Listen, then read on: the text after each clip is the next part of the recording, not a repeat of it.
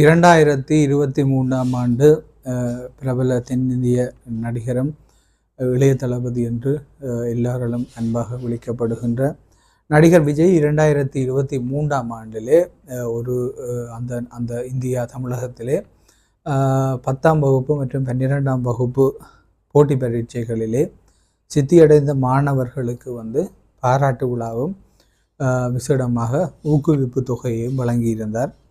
அன்றைய கால சூழலில் அது மிகப்பெரிய அளவிலே பேசப்பட்ட ஒன்று.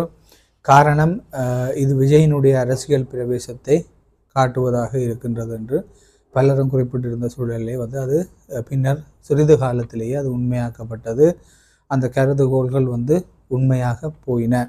இது நாங்கள் அனைவருமே அறிந்த ஒன்று. இந்த நிலைமையிலே புதிதாக தற்போது விஜய் ஒரு அறிவிப்பை வெளியிட்டிருக்கின்றார். அடுத்த கட்டமாக தன்னுடைய மாணவர்களுக்கான கல்வி ஊக்குவிப்பு நடவடிக்கை என்ன என்பதோடவிலே விஜய் தற்போது விஜயினுடைய தமிழக வெற்றி கழகம் சார்பில் அந்த அறிவிப்பு வெளியிடப்பட்டிருக்கின்றது. அதை குறித்து பார்ப்பதுதான் இந்த பதிவினுடைய பிரதான நோக்கம். நீங்கள் பார்த்து கொண்டிருப்பது ஜேசட் தமிழ் A to Z. தொடர்ந்து எங்களுடைய வீடியோக்களோடு இணைந்திருங்கள். சப்ஸ்கிரைப் பண்ணுங்க, நண்பர்களோட பகிர்ந்து கொள்ளுங்க. முழுமையான வீடியோ பதிவுக்குள்ளே போவோம்.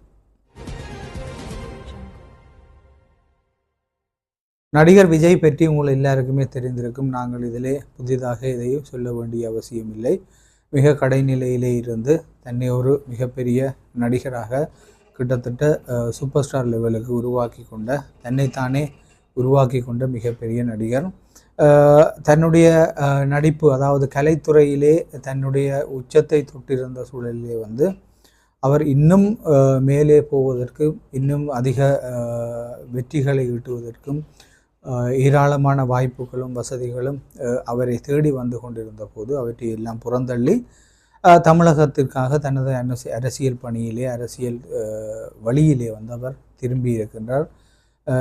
மிக அண்மையிலே அதற்கான அறிவிப்பு வழியாகி அவருடைய கட்சி பேர் தமிழக வெற்றி கழகம் என்று அறிவிக்கப்பட்டு அவருடைய அரசியல் பணிகள் தொடர்ந்து இடம்பெற்று கொண்டிருக்கின்ற சூழலில் 2026ஆம் ஆண்டு சட்டமன்றத்தில், அதாவது தமிழகம் இந்திய மாநிலங்களவை தேர்தலில் அவர் போட்டியிடுவார் என்று கூறப்படுகின்றது. இதற்கிடையில் நாம் தமிழர் கட்சியுடன் அவர் கூட்டிணைவார் என்றவாறெல்லாம் பல்வேறு ஊகங்கள் பேசப்பட்டு கொண்டிருப்பதை நாங்கள் அண்மைய நாட்களில் பார்த்து கொண்டிருக்கின்றோம். இதில் முக்கியமான விடயம், 2023ஆம் ஆண்டிலே 10ஆம் 12ஆம் வகுப்பு தேர்வுகளில் போட்டியிட்டு போட்டிகளிலே பங்கு பெற்றி அங்கே அதிக மதிப்பெண் பெற்ற மாணவிகளை விஜய் அவர்களுக்கு ஊக்குவிப்பு தொகை வழங்கி பாராட்டு சான்றிதழ்களை வழங்கி கௌரவித்த போது அவருடைய அரசியல் பிரவேசத்திற்கான குறிகாட்டி தான் இது என்று சொல்லி பல்வேறு விமர்சனங்கள் முன்வைக்கப்பட்டன. அந்த விமர்சனங்கள் அனைத்தும் நாங்கள் முன்னரே குறிப்பிட்டது போன்று உண்மையாகின. அவர் தன்னுடைய அரசியல் பிரவேசத்தை அறிவித்தார். அரசியல் கட்சியினுடைய பெயரை அறிவித்தார். அது நாங்கள் அனைவருமே அறிந்த ஒன்று. இவ்வாறான சூழலே கடந்த வருடம் 2023ஆம் ஆண்டு ஜூன் மாதத்திலே நடத்தியதை போன்று இந்த வருடமும் இந்த ஜூன் மாதத்திலும் அடுத்தது ஜூலை மாதத்திலும் 2 கட்டங்களாக தரம் 10 மற்றும் 12ஆம் வகுப்பு தேர்வுகளிலே வெற்றி பெற்ற அல்லது அதிக மதிப்பெண் பெற்ற மாணவர்களை பாராட்டி அவர்களுக்கு ஊக்குவிப்பு தொகை வழங்குகின்ற நடவடிக்கையிலே விஜய் ஈடுபட இருப்பதாக இப்போ இன்றைய தமிழ்நாட்டினுடைய செய்திகள் தெரிவிக்கின்றன. குறிப்பாக தமிழ் சினிமாவை பொறுத்தவரையில் மிக அதிகளவான நடிகர்கள், அதிகளவானவர்களை நாங்கள் பார்க்கக்கூடியதாக இருக்கின்றது என்று சொன்னால் அவர்கள் தாங்கள் இங்கிருந்து தாங்கள் பெரியவர்களாக அல்லது பிரபல்யமானவர்களாக மாறினார்களோ அந்த இடத்திலே, அந்த பிரதேசத்திலே வாழ்கின்ற மக்களுக்கு தங்களாலான உதவிகளை பலரும் செய்து கொண்டிருக்கிறார்கள். அதிலே மிக இரகசியமாகவும் மிக வெளிப்படையாக, சில இடங்களில் வெளிப்படையாகவும் செய்த நடிகர்களே விஜயும் ஒருவர்.